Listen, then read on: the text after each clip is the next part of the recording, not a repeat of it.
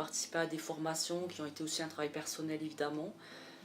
Et donc au départ j'étais dans le toucher, donc j'ai démarré par le shiatsu, les massages. Donc j'ai continué par la sophrologie sur laquelle l'hypnose ericksonienne a pris le dessus, donc j'adore cette approche. Après ça a été la compréhension des pathologies, ça a été ce qu'on appelle décodage globalement. Après ça a été la biopsychogénéalogie. Ce que j'utilise le plus c'est vraiment le parler, la langue, le mot juste et le toucher. Alors après avec plein de techniques quantiques diverses, énergétiques diverses.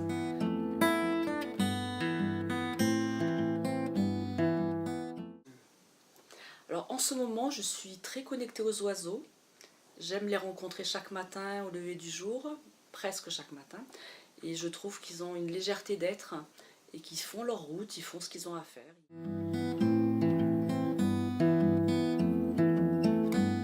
Et je dirais un verre d'eau.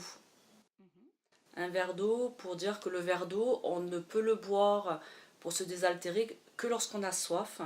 Et en fin de compte, ce que je propose en tant qu'accompagnement peut convenir aux personnes qui ont soif de légèreté. Et à ce moment-là, je peux les accompagner.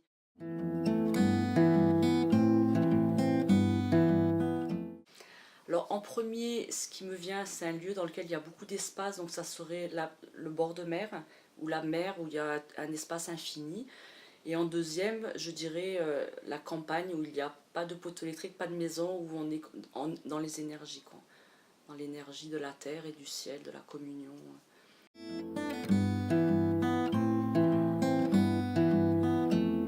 Alors ta question est rigolote parce que je le fais dans mes promenades. Il y a des pierres, enfin des masses rocheuses, petites, grandes, qui m'interpellent et je fais des petits cœurs dessus. Quelle est ta plus grande joie quand tu accompagnes quelqu'un?